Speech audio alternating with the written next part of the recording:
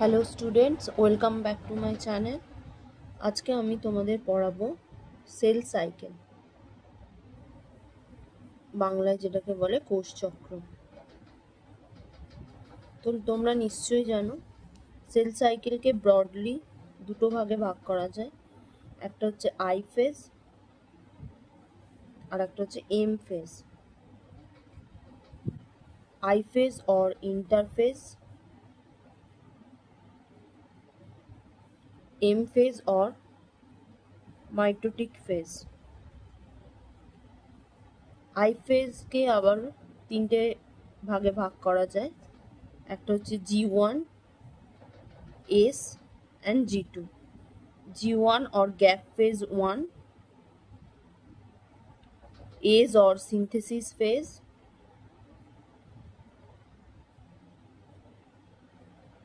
and G2 or gap phase 2.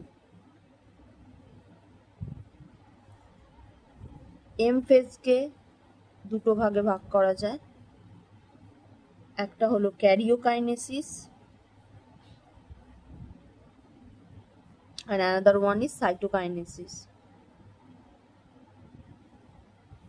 Karyokinesis means division of nucleus. Karyokinesis means division of nucleus. নিউক্লিয়াসের বিভাজন। আর cytokinesis means division of cytoplasm.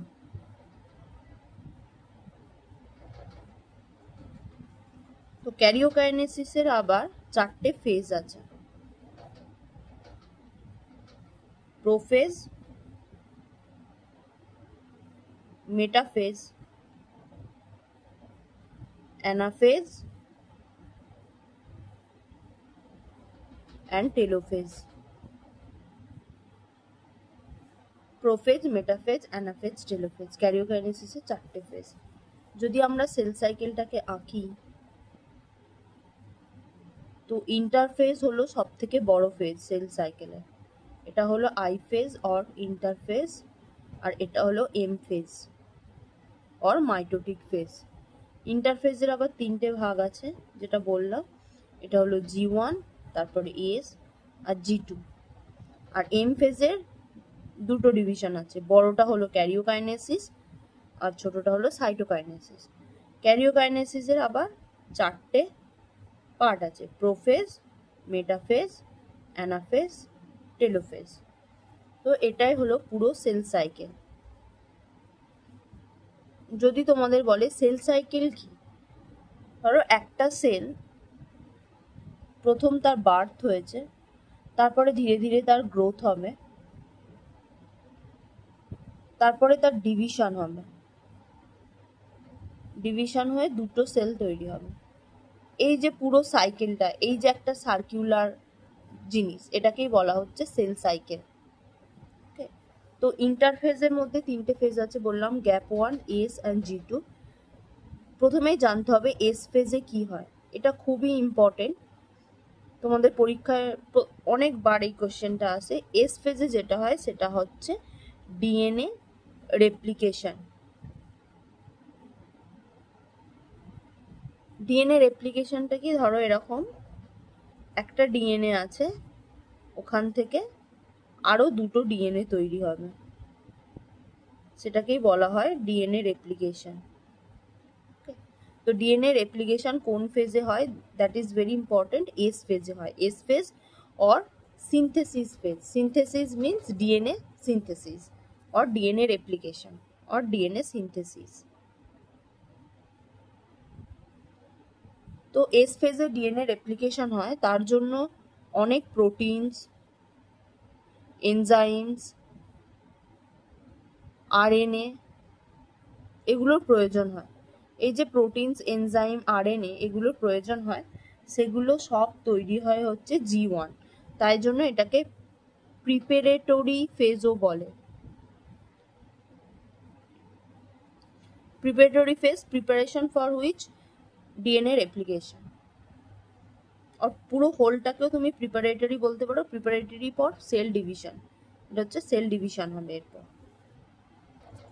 তো তো G1 এ বললাম যে এস ফেজে যে প্রোটিন এনজাইমস আরএনএ গুলো লাগে সেগুলো সব তৈরি হয় G1 ফেজে।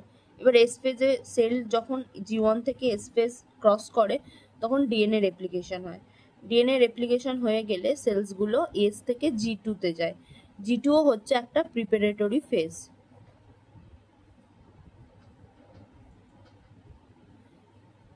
এই পুরো ফেজটা হলো সেল ডিভিশনের ফেজ, সেল ডিভিশন বা কোষ বিভাজন, সেল ডিভিশন বা কোষ বিভাজনের ফেজ। এখানে ডিএনএ রেপ্লিকেশনের জন্য প্রয়োজনীয় যে প্রোটিনগুলো দরকার সেগুলো সব G1 ফেজে তৈরি হয়। এরপরে সেল ডিভিশন হবে, তো সেল ডিভিশনের জন্য যেসব প্রোটিনস এনজাইমস এগুলোর প্রয়োজন হবে, প্রোটিনস এনজাইমস এগুলোর প্রয়োজন হবে, সেগুলো সব তৈরি হবে G2 ফেজে। তো G2 ফেজে যখনই এগুলো তৈরি হবে তখনই তারা সেল ডিভিশন ফেজে যাবে।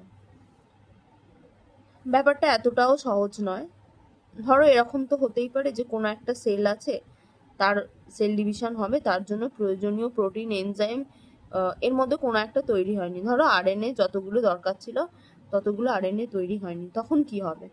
তো G1 আর এস ফেজের মাঝখানে আর একটা পয়েন্ট আছে যেটাকে আমরা বলি চেক পয়েন্ট।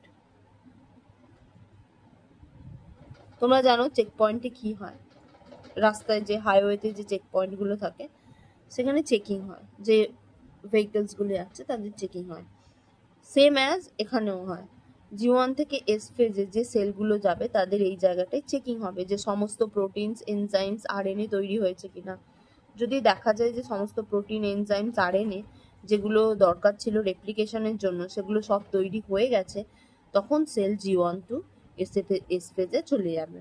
আবার এস ফেজের এইখানে আর একটা চেক পয়েন্ট আছে। এই চেক পয়েন্টে কি দেখা হবে যে এখানে যতগুলো সেলস ছিল সবার ডিএনএ প্রপারভাবে রেপ্লিকেট হয়েছে কিনা। যদি দেখা যায় যে রেপ্লিকেট হয়েছে তাহলে S2G2 ফেজে চলে যাবে। এরকম তো হতেই পারে যে কোনো একটা ফেজে দেখা গেল যে কোনো একটা আরএনএ বা কোনো একটা এনজাইম বা কোনো একটা প্রোটিন তৈরি হয়নি, তখন কি হবে? তখন G1 থেকে এস ফেজে যাবে না, ডিরেক্টলি চলে আসবে একটা ফেজ G0 ফেজ। G0 ফেজে কি হয়? এখানে সেলের রিপেয়ারিং হয়।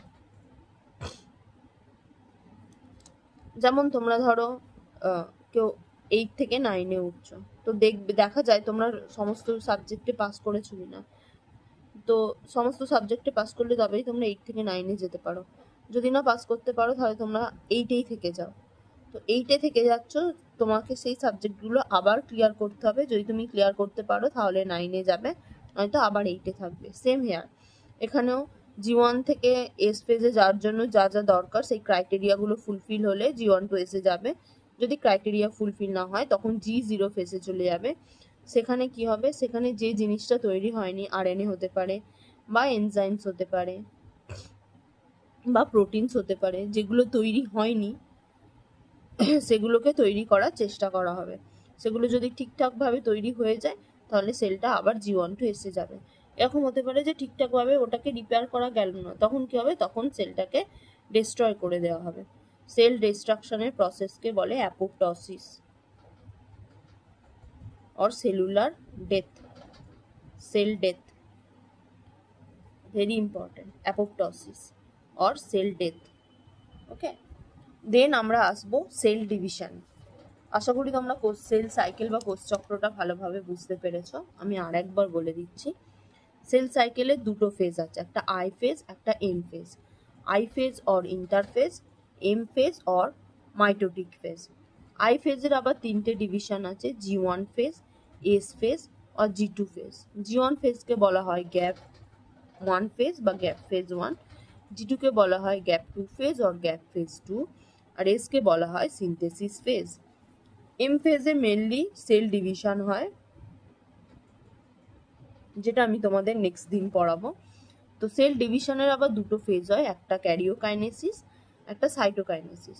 ক্যারিওকাইনেসিস মানে হলো ডিভিশন অফ নিউক্লিয়াস, ক্যারিও মানেই হচ্ছে নিউক্লিয়াস, আর cytokinesis means division of cytoplasm. তো ক্যারিওকাইনেসিসের আবার চারটে ফেজ হয়, প্রোফেজ, মেটাফেজ, অ্যানাফেজ, টেলোফেজ। এবার সেল সাইকেলটাকে যদি আমরা আঁকি, সেল সাইকেল কাকে বলে? একটা সেল তার বার্থ থেকে তার গ্রোথ হচ্ছে, গ্রোথ থেকে ডিভিশন হয়ে আরও দুটো সেল তৈরি হচ্ছে, এই যে পুরো প্রসেস এটাকেই আমরা বলছি সেল সাইকেল। তো G1 ফেজে কি হয়, প্রথমে আমাদের জানতে হবে এস ফেজে কি হয়। এস ফেজে হয় ডিএনএ রেপ্লিকেশন বা ডিএনএ সিনথেসিস। ডিএনএ রেপ্লিকেশন কি, যে পদ্ধতিতে একটা ডিএনএ থেকে দুটো ডিএনএ তৈরি হয় সেটাকেই বলা হচ্ছে ডিএনএ রেপ্লিকেশন। তো ডিএনএ রেপ্লিকেশন প্রসেসটা হওয়ার জন্য অনেক প্রোটিনস, এনজাইমস আর আরএনএ লাগে। সেই প্রোটিনস, এনজাইমস আর আরএনএ গুলো তৈরি হয় G0 ফেজে, তাই জন্য এটাকে বলা হয় প্রিপারেটরি ফেজ। এরকম হতেই পারে যে কোনো একটা জিনিস ঠিকঠাকভাবে তৈরি হলো না, তখন কি হবে, G1 আর এস ফেজের মাঝখানে একটা চেক পয়েন্ট থাকে, সেই চেক পয়েন্ট চেক করে সমস্ত জিনিসগুলো হয়েছে কিনা। যদি সমস্ত জিনিসগুলো হয়ে যায় ঠিকঠাক তাহলে সেল G1 টু এস ফেজে যাবে, যদি না হয় তাহলে চলে যাবে G0 ফেজে। G0 ফেজ হলো রিপেয়ারিং ফেজ, এখানে এগুলো রিপেয়ার করার চেষ্টা করা হবে, যদি রিপেয়ার হয়ে যায় তাহলে আবার সেল G1 টু এস ফেজে যাবে, যদি রিপেয়ার না হয় তাহলে সেলটাকে ডিস্ট্রয় করে দেওয়া হবে by the process of apoptosis or cell death. Next S phase থেকে G2 ফেজে যাবে, এখানেও আর একটা চেক পয়েন্ট আছে, সেই চেক পয়েন্টে চেক করা হবে যে সেলসগুলো এস টু G2 ফেজে যাচ্ছে তাদের প্রপার ডিএনএ রেপ্লিকেশন হয়েছে কিনা, যদি হয় তাহলে মুভ করে যাবে, যদি না হয় সেম আবার G0 ফেজে চলে আসবে, রিপেয়ার করার চেষ্টা করা হবে, রিপেয়ার হলে এস টু G2 তে যাবে, নয়তো সেলকে ডেথ করিয়ে দেওয়া হবে। তারপর G2 থেকে যাবে প্রোফেজে বা ক্যারিওকাইনেসিসের ফেজে, যেটা আমি তোমাদের নেক্সট দিন পড়াবো, সেল ডিভিশন ফেজে। আচ্ছা, যে জিনিসটা আর একবার বলার, G1, S and G2, এখানে একটা চেক পয়েন্ট আছে, সেই চেক পয়েন্টের নাম কি, G1 S check point.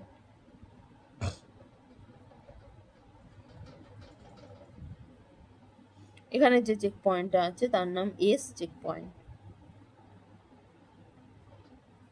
Sorry S নয়, G2 চেক পয়েন্ট। এখানে G1 S চেক পয়েন্ট, এটা G2 চেক পয়েন্ট। G2 থেকে নেক্সট যাবে হচ্ছে সেল ডিভিশন ফেজে, যেটা আমি তোমাদের নেক্সট ক্লাসে বোঝাবো, সেল ডিভিশন। আশা করি কারোর বুঝতে কোনো অসুবিধা হয়নি। দ্যাটস অল ফর টুডে, দেখা হচ্ছে নেক্সট ভিডিওতে। Thank you. তোমরা অবশ্যই জানাবে তোমাদের ভিডিওগুলো কেমন লাগছে, কোনো জায়গায় বুঝতে অসুবিধা হলে অবশ্যই কমেন্ট করবে, আমি রিপ্লাই করার চেষ্টা করব। Thank you.